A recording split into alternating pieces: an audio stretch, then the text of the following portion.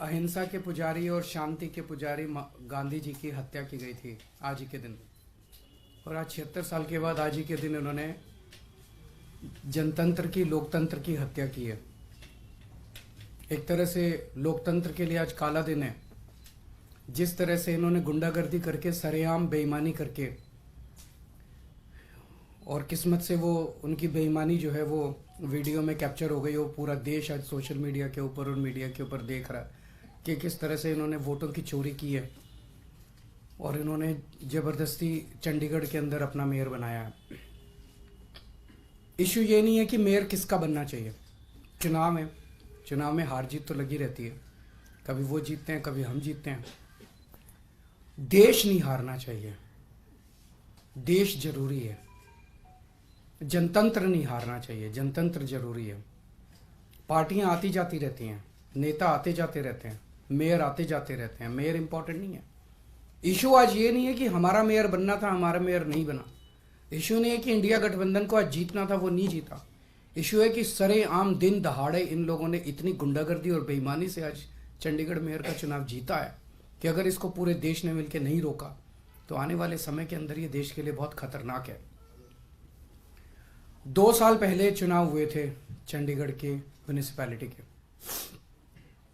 उसके आंकड़े ये हैं कि 13 हमारे काउंसलर हैं,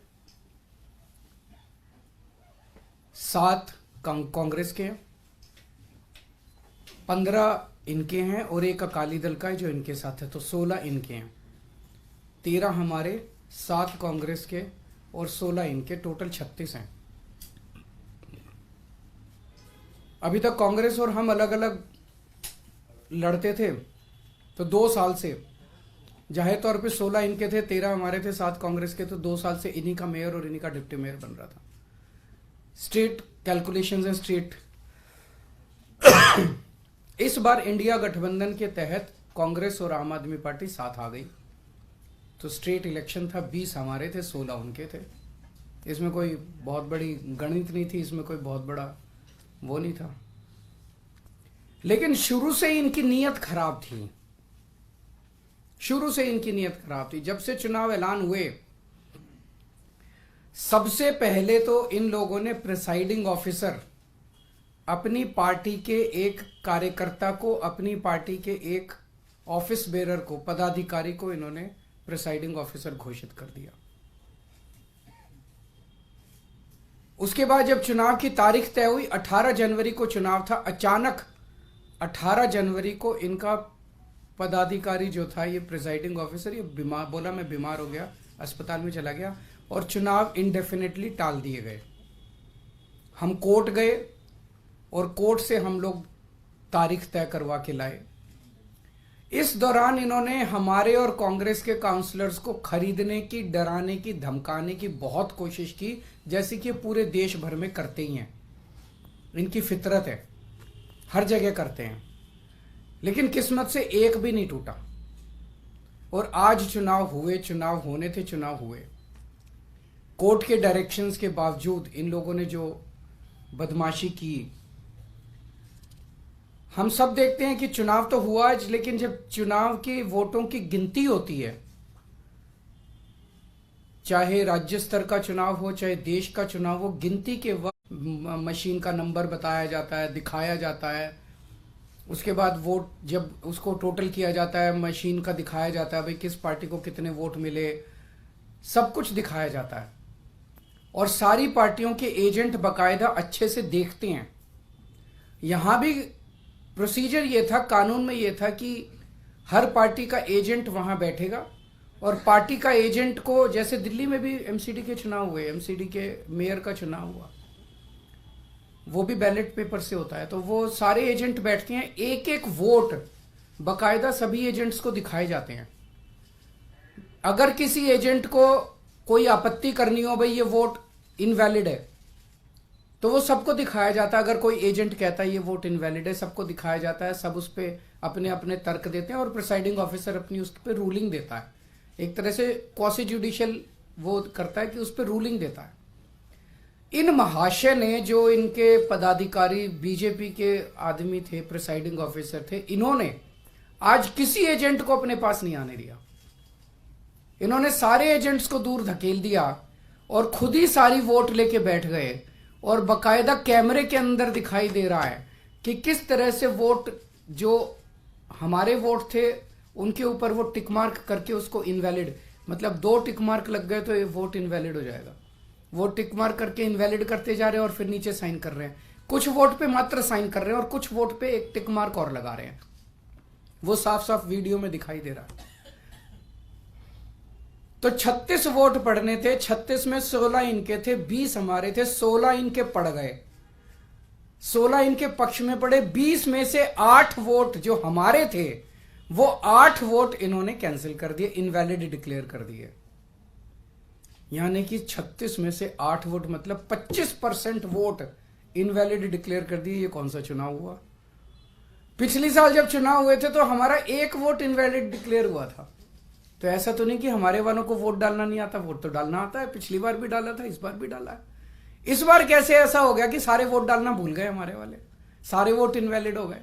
तो पहले से सोच के आए थे कि इनको गुंडागर्दी मचानी है। किस्मत अच्छी थी कि कैमरे के अंदर सब कुछ पकड़ा गया। बड़ी इंटरेस्टिंग चीज है कि चुनाव के पहले कल ऑर्डर जारी करके चंडीगढ़ एडमिनिस्ट्रेशन ने मीडिया की एंट्री बैन कर दी। तो इसका मतलब नीयत तो शुरू से ही खराब थी, प्लान तो, षड्यंत्र तो पहले से ही बना रखा था इन लोगों ने कि गड़बड़ करनी है। इतने बड़े स्तर के ऊपर चंडीगढ़ के मेयर के चुनाव के लिए आज तक कभी भी इतनी वोट इनवैलिड नहीं डिक्लेयर की गई। 36 में से 8 वोट इनवैलिड मतलब 25% वोट। अगर इनसे 36 वोट काउंट करने में इतनी बड़ी धांधली कर रहे हैं, देश का जब बड़ा चुनाव होगा उसमें तो 90 करोड़ वोट पड़ते हैं, उसमें तो पता नहीं किस लेवल की धांधली करते हैं ये लोग। और 25% क्या, अगर उस चुनाव में तो 5-6% की भी वोट अगर इधर उधर हो जाए तो सब। तो आज का चुनाव ये दिखाता है कि किस तरह से ये जीतने के लिए, सत्ता पाने के लिए किसी भी हद तक जा सकते हैं। बड़े चुनाव में लोग तो कह रहे हैं ईवीएम तो होगा ही होगा गड़बड़। मुझे लगता है ये कुछ भी करते होंगे, वोटर लिस्ट ये फर्जीवाड़ा करते हैं, फर्जी वोट डलवाते होंगे, ये ईवीएम करवाते होंगे, सब कुछ करते होंगे जीतने के लिए। और मैं ये सोच रहा था कि अगर भगवान की दया से उसके बावजूद भी अगर ये नहीं जीते और हार गए तो ये ट्रंप की तरह कुर्सी नहीं छोड़ेंगे। फिर ये मतलब उस दिन कुर्सी से चिपके रहेंगे, चाहे मार्शल लॉ लागू करना पड़े देश में, ये कुर्सी नहीं छोड़ने वाले। तो ये देश के लिए जो आज दिखा, पूरे देश के अंदर, पूरे देश ने देखा, सारे मीडिया ने चलाया, ये बहुत खतरनाक है। और हम सब लोगों को, जो लोग इस देश से प्यार करते हैं, हम सब लोगों को इसका पुरजोर विरोध करना है और इन सबको रोकना है।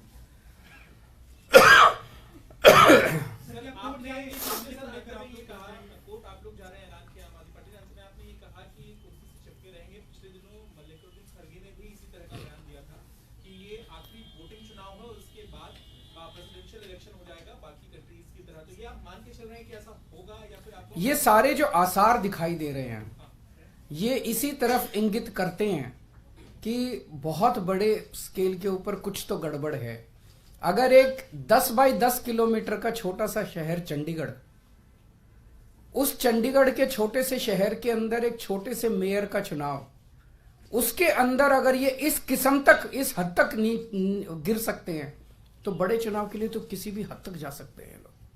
तो आप इस बात का समर्थन कर रहे हैं कि ईवीएम जो है उसमें भी अब गड़बड़ी करने की सरकार? देखिए, अभी जो कई सारे मैंने देखे हैं वीडियोस, कई सारे, उसके ऊपर एक दिन अलग से चर्चा कर सकते हैं। इसके अलावा इंडिया गठबंधन को लेकर आगे भविष्य में सीट शेयरिंग को लेकर भी चर्चा चल रही है और आप भी लोकसभा चर्चा अच्छी चल रही है और बहुत जल्दी मुझे लगता है कि हमारे भी कुछ ना कुछ नतीजे आएंगे। कई राउंड ऑफ डिस्कशन हो चुके हैं। सर, इस चुनाव के बाद इंडिया गठबंधन के नेताओं से, खासकर कांग्रेस के लीडर से क्या आपकी बात हुई है? क्योंकि एक प्रेस कॉन्फ्रेंस तो पवन बंसल थे, अभी बैठे थे, तो जो भी करने की जरूरत पड़ेगी वो करेंगे। आज मेरा मकसद चंडीगढ़ का मेयर इंपॉर्टेंट नहीं है देश के लिए। चंडीगढ़ का मेयर आम आदमी पार्टी का बने, इसका बने, उसका बने, इंपॉर्टेंट नहीं है। पर इंपॉर्टेंट है जो लोग गुंडागर्दी करके चुनाव जीतेंगे, वो गुंडागर्दी का ही प्रशासन लेके आएंगे, वो आपके शहर में गुंडागर्दी मचवाएंगे। जो ईमानदारी से वोट जीतेंगे, ईमानदारी से चुनाव लड़ेंगे, वो शासन में ईमानदारी लेके आएंगे। आज इन्होंने जिस तरह से सरेआम गुंडागर्दी, अरे वोट, आपके वोट, जो वो अधिकारी है प्रिजाइडिंग ऑफिसर, उसके खिलाफ तो फोर्जरी का, फ्रॉड का, सेडिशन का मुकदमे चलने चाहिए, नॉन बिलेबल ऑफेंस है। उसने फ्रॉड करके सबके वोट बदल दिए उसने। ये कैसे परमिसिबल है? जनतंत्र तो सुप्रीम है, वोट तो एक तरह से बहुत सैक्रोसैंक्ट है किसी का भी वोट। आपने काउंसलर्स के वोट बदल दिए, काउंसलर्स के वोट पे टिक मार्क करते जा रहे हो और साइन करते जा रहे हो, टिक मार्क करते। ये क्या है? सरेआम गुंडागर्दी। ना वोट को मानते, ना किसी प्रोसेस को मानते, ना कानून को मानते, ना संविधान को मानते। सर, बिहार से लेकर झारखंड तक जो ईडी कार्रवाई कर रही है और हेमंत सोरेन हो चाहे तेजस्वी यादव हो, इस पर एक प्रतिक्रिया आप दे दीजिए। आपका कहना है कि ईडी इतने बड़े स्तर पे कार्रवाई क्यों कर रही है? मैं आपसे ही पूछना चाहता हूं कि क्यों कर रही है। एक इन्होंने माहौल ये बनाया पूरे देश के अंदर, अब राम मंदिर का वो उद्घाटन हो गया, राम मंदिर का, अब तो इतनी सीट आएंगी और इतनी सीट आएंगी। अगर इतनी सीट आ ही रही थी तो ईडी की क्या जरूरत थी? फिर ये सब नौटंकी करने की क्या जरूरत थी? इसका मतलब इतनी सीट नहीं आ रही है, इसका मतलब ईडी की भी जरूरत है, फर्जीवाड़े की भी जरूरत है, गुंडागर्दी करने की भी जरूरत है, तब सीट आएंगे इनकी। अगर अपने आप सीट आ रही होती तो क्यों करते ये इतना सारा? क्यों ईडी पीछे भेजते? क्यों नीतीश जी को तोड़ते? क्यों उधर एनसीपी तोड़ते? क्यों शिवसेना तोड़ते? क्यों सबके पीछे ईडी छोड़ते? ये इसलिए कर रहे हैं क्योंकि इनकी सीटें नहीं आ रही हैं। लोग इनसे परेशान हो चुके हैं, लोग फेडअप हो चुके हैं।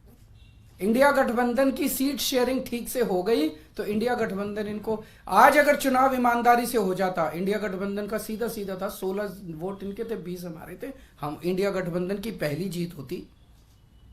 लेकिन ये तो इस तरह से गुंडागर्दी करके, बेईमानी करके चुनाव जीत रहे हैं। सीधा सीधा था। आज का चुनाव तो बड़ा सिंपल और स्ट्रेट था। हमारा एक भी आदमी नहीं बिका, 20 वोट थे हमारे, इनके 16 वोट थे। तो आज का चुनाव तो इंडिया गठबंधन जीत ही रहा था। तो फिर गुंडागर्दी करके इन्होंने इसको कर लिया। लगता है चुनाव आयोग का रुख करेंगे आप लोग? हैं जी, चुनाव आयोग का रुख करेंगे इस मामले में?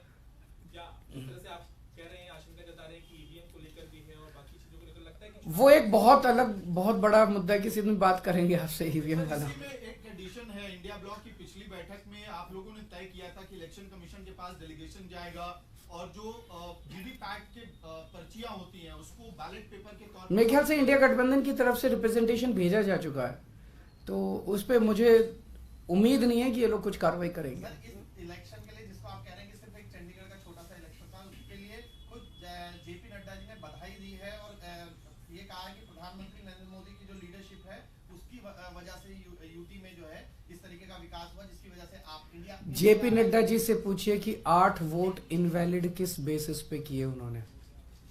उनसे पूछिए कि क्या उनके पदाधिकारी ने जिस तरह से वोट्स को टेम्पर किया, फोर्जरी की, क्या वो इसको सही मानते हैं? क्या वो इस तरह की प्रैक्टिसेस को, इलेक्टोरल मैल प्रैक्टिसेस को, चुनाव के दौरान इस तरह की बेईमानी को सही मानते हैं? और क्या वो इस तरह से पाई गई जीत को सही मानते हैं? क्या वो इसको अनैतिक नहीं मानते? क्या वो इसको देश के लिए नुकसानदेह नहीं मानते? क्या केवल येन केन प्रकारेण जीतना उनके लिए सब कुछ है? मार के, पीट के, वोट टेम्पर करके, सब कुछ करके बस जीत जाओ किसी भी तरह से। सर, कल जिस तरह से हेमंत सोरेन को लेकर खबरें आ रही थी कि ईडी एक तरह से हंट पे दिख रही थी, लगातार खबरें प्लांट भी हो रही थी और दावा किया जा रहा था कि हेमंत सोरेन गायब हो गए, तो एक मुख्यमंत्री के बारे में जिस तरह से एजेंसियां काम कर रही हैं, आपको लगता है आने वाले समय में कार्रवाई और बढ़ने वाली है इंडिया ब्लॉक के लीडर्स के खिलाफ? मुझे लगता है लोकसभा के पहले जिस तरह से इनका माहौल है, इनको मेजॉरिटी नहीं मिल रही है। इंडिया गठबंधन स्ट्रांग है। आज आप मेरे से निखवाद लीजिए जो कुछ इन्होंने बिहार के अंदर किया। पिछली बार इन्होंने 17 सीट दी थी नीतीश जी को, 17 सीट पे लड़ी थी बीजेपी, 17 की 17। इस बार भी ये 17 सीट दें अगर नीतीश कुमार जी को, 17 की 17 सीटें नीतीश कुमार जी हारेंगे। उन्होंने बिहार की जनता के साथ धोखा किया, तो बीजेपी को इसका नुकसान होने वाला। इस तरह की हरकतें ये देश पसंद नहीं करता। ईमानदारी से लड़ो चुनाव, अगर आप जीते हो आप जीतो, कोई और जीते, कोई जिसकी सरकार बने उसको चलाने। Thank you. कोर्ट के आदेश के बाद चुनाव हुए थे तो आम आदमी पार्टी आज आपका क्या